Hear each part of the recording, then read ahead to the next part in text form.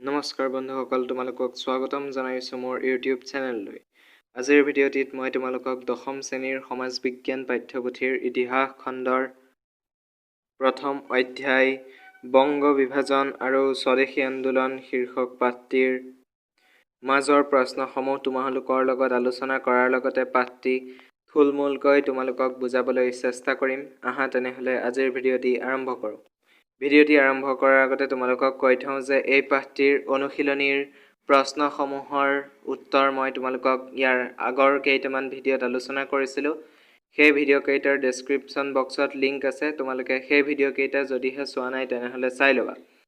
পাঠটো আৰম্ভ কৰাৰ আগতে পাঠটিৰ মূল আলোচ্য বিষয়সমূহ হৈছে বংগভংগৰ পটভূমি, স্বদেশী আন্দোলন, জাতীয় সাহিত্য, স্বদেশী আন্দোলনত মহিলাৰ ভূমিকা, মুছলিম লীগৰ প্ৰতিষ্ঠা, স্বদেশী আন্দোলন আৰু জাতীয় কংগ্ৰেছ, স্বদেশী আন্দোলনৰ অৱদান, বংগ বিভাজন, স্বদেশী আন্দোলনৰ ফলাফল, জাতীয় শিক্ষা, স্বদেশী শিল্প উদ্যোগ, চৰকাৰৰ আন্দোলন বিৰোধী কৰ্মপন্থা। পাঠটোৰ আৰম্ভণিতেই আছে যে বংগভংগৰ সময়ত ভাৰতবৰ্ষৰ শাসনকৰ্তা অৰ্থাৎ ভাইচৰয় কোন আছিল। তেতিয়া তোমালোকে লিখিব লাগিব যে ভাইচৰয় আছিল লৰ্ড নেথানিয়েল কাৰ্জন। এই প্ৰশ্নটো তোমালোকে অনুশীলনীটো দেখিবলৈ পাবা। তাত মই তোমালোকক ধুনীয়াকৈ বুজাই দিছোঁ, তোমালোকে সেই ভিডিঅ'কেইটা চাই ল'বা। তাৰ পাছতে প্ৰশ্ন হ'ব পাৰে যে সৰ্বভাৰতীয় পৰ্যায়ৰ প্ৰথমটো সক্ৰিয় জাতীয় সংগ্ৰাম কি আছিল।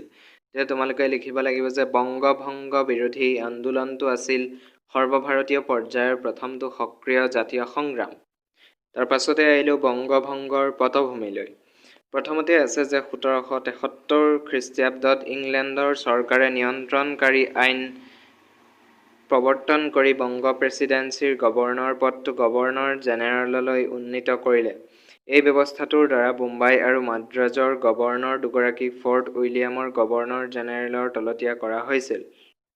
তাৰ তলতে বেকেটত এটা কথা আছে, তোমালোকে মন কৰিব লাগিব যে মোগল সম্ৰাট শ্বাহ আলম আৰু ৰবাৰ্ট ক্লাইভৰ মাজত সম্পন্ন হোৱা এলাহাবাদ সন্ধি 1765 যোগেদি ইষ্ট ইণ্ডিয়া কোম্পানীয়ে বংগৰ লগতে বিহাৰ আৰু উৰিষ্যাৰ ওপৰতো ৰাজনৈতিক কৰ্তৃত্ব লাভ কৰাৰ পাছত এই তিনিওটা অঞ্চল বংগ, বিহাৰ আৰু উৰিষ্যা একেলগে বংগ প্ৰদেশত অন্তৰ্ভুক্ত হৈছিল।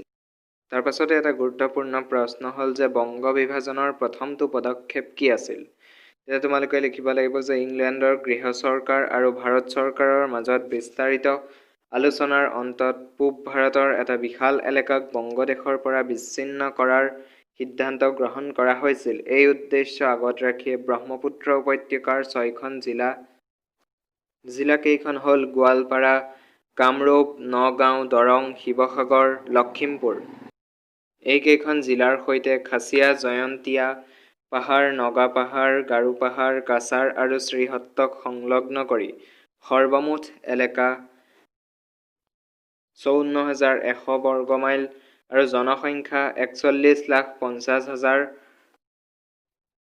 1874 খ্ৰীষ্টাব্দৰ 7 ফেব্ৰুৱাৰী তাৰিখে অসম নামৰ প্ৰদেশখন গঠন কৰা হয়।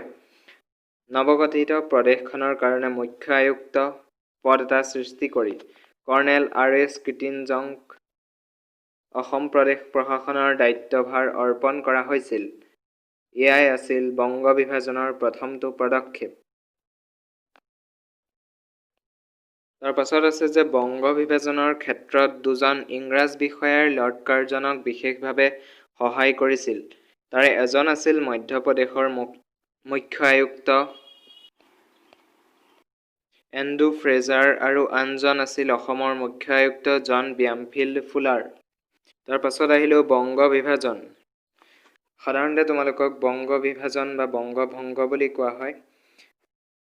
এইটো হৈছে বংগদেশক দ্বিখণ্ডিত কৰা আৰু খণ্ডিত একাংশ অসমৰ সৈতে সংলগ্ন কৰা প্ৰক্ৰিয়াটোকে ঐতিহাসিক বংগভংগ বুলি জনা যায়।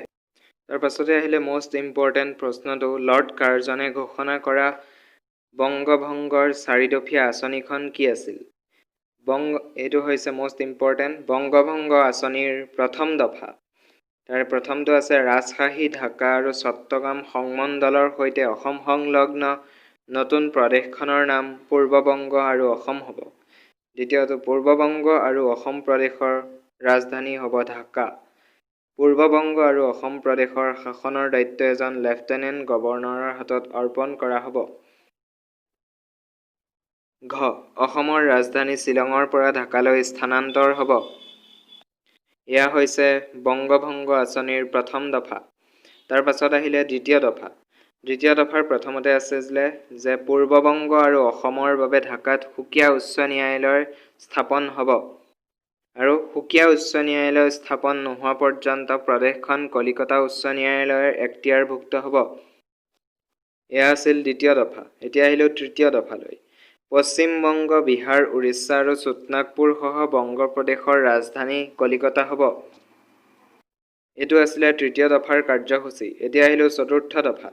চতুৰ্থ দফাত আছে যে 1905 খ্ৰীষ্টাব্দৰ 16 অক্টোবৰত বংগ বিভাজন পৰিকল্পনা কাৰ্যকৰী হ'ব। এইটো আছিলে চতুৰ্থ দফাৰ কাৰ্যসূচী।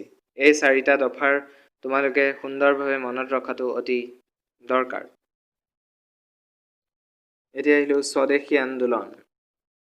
স্বদেশী আন্দোলন মানে হ'ল যেতিয়া ব্ৰিটিছ চৰকাৰে বংগবাসীৰ ইচ্ছাৰ বিপৰীতে বংগ বিভাজনৰ কাৰ্যসূচী হাতত লৈছিল, তেতিয়া বংগদেশৰ কৃতি সন্তানসমূহে, ইয়াৰ ভিতৰত আছিলে সুৰেন্দ্ৰনাথ বন্দ্যোপাধ্যায়, ৰবীন্দ্ৰনাথ ঠাকুৰ, বিপিন চন্দ্ৰ পাল, অৰবিন্দ ঘোষ আদি সুসন্তানসমূহে বংগদেশৰ জনতাৰ মাজত চৰকাৰৰ এই বংগ বিভাজনৰ পৰিকল্পনাৰ বিষয়ে জনতাৰ মাজত জাগৰণ সৃষ্টি কৰিছিল আৰু জনতাই চৰকাৰৰ এই কুটিল চক্ৰান্ত বুজি পাই তেওঁলোকে চৰকাৰৰ বিৰুদ্ধে আন্দোলন কৰিবলৈ বাধ্য হৈছিল। আৰু সেই আন্দোলনৰ বিভিন্ন ঘটনা তোমালোকক তলত উল্লেখ কৰি দিয়া হৈছে। তোমালোকে সুন্দৰভাৱে সেই কথাখিনি পঢ়িবা আৰু তাত থকা পইণ্টসমূহ তোমালোকে জানি থবা। তাৰ পাছতে আহিলে স্বদেশী আন্দোলনৰ ফলাফল। প্ৰথমটো হৈছে জাতীয় সাহিত্য। জাতীয় সাহিত্যই স্বদেশী আন্দোলনত কিদৰে অৰিহণা যোগাইছিল সেই বিষয়ে তোমালোকক উল্লেখ কৰা হৈছে। এই বিষয়ে মই অনুশীলনীৰ প্ৰশ্নসমূহত তোমালোকৰ লগত আলোচনা কৰিছিলোঁ। সেয়েহে তোমালোকে যদি অনুশীলনীৰ ভিডিঅ' কেইটা চোৱা নাই তেনেহ'লে চাই ল'বা। ঠিক তেনেদৰে জাতীয় শিক্ষা, স্বদেশী আন্দোলনত মহিলাৰ ভূমিকা, স্বদেশী শিল্প উদ্যোগ আৰু মুছলিম লীগৰ প্ৰতিষ্ঠাই কিদৰে স্বদেশী আন্দোলনত অৰিহণা যোগাইছিল সেই বিষয়ে তোমালোকে পাবা। আৰু এই আটাইকেইটা ফলাফলৰ বিষয়ে মই অনুশীলনীৰ প্ৰশ্ন উত্তৰত তোমালোকৰ লগত আলোচনা কৰিছিলোঁ। তোমালোকে সেই ভিডিঅ' কেইটা চালে এইখিনি বুজিবলৈ সহজ হ'ব। তোমালোকে চাই ল'বা। তাৰ পাছতে এইখিনিতে এটা অতি গুৰুত্বপূৰ্ণ প্ৰশ্ন আছে যে নৱাব ছলিমুল্লাৰ উদ্যোগত গঢ়ি উঠা মুছলিম লীগৰ লক্ষ্য আৰু উদ্দেশ্য কি আছিল। ইয়াতে আছে যে কটো আছে ব্ৰিটিছ চৰকাৰৰ প্ৰতি মুছলমান ৰাইজৰ মনত আনুগত্যৰ প্ৰসাৰ ঘটোৱা। দ্বিতীয়টো আছে ব্ৰিটিছ চৰকাৰক মুছলমান ৰাইজৰ ৰাজনৈতিক অধিকাৰ আৰু স্বাৰ্থৰ প্ৰতি সচেতন কৰি দিয়া। আৰু তৃতীয়টো আছে মুছলমান ৰাইজৰ মনৰ পৰা ভয়, সন্ত্ৰাস, বিদ্বেষ ভাৱৰ অন্ত পেলাই সকলোৰে মাজত একতা গঢ়ি তোলা। তাৰ পাছতে আহিলে স্বদেশী আন্দোলন আৰু জাতীয় কংগ্ৰেছ।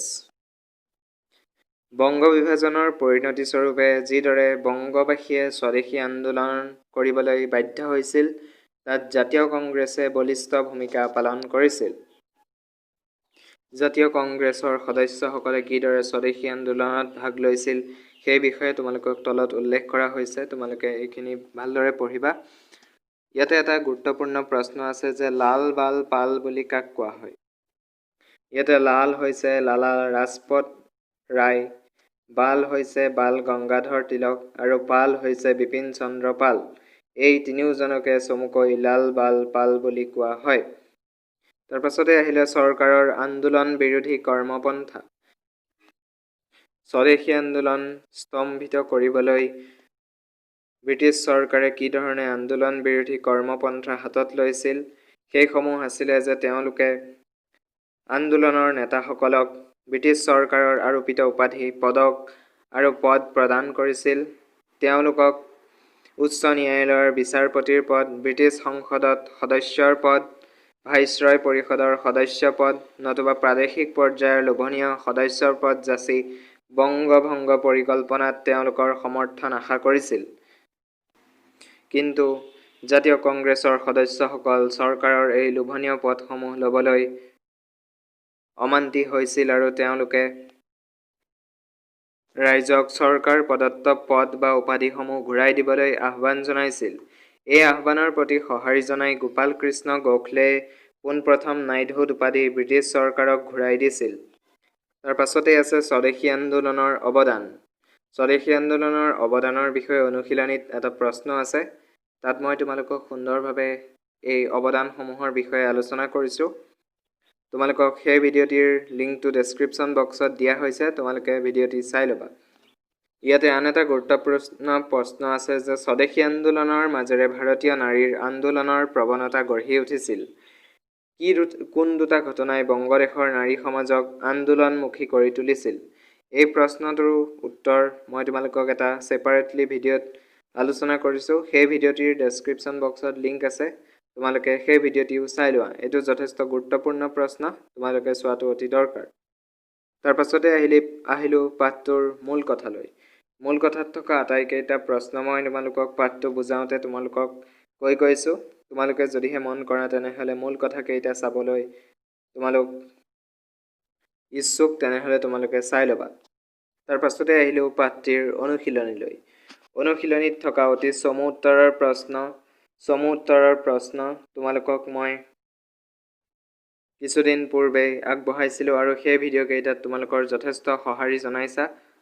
আৰু যদিহে তোমালোকে সেই ভিডিঅ'কেইটা এতিয়াও চোৱা নাই তেনেহ'লে ডেছক্ৰিপশ্যন বক্সত লিংক আছে, চাই ল'বা।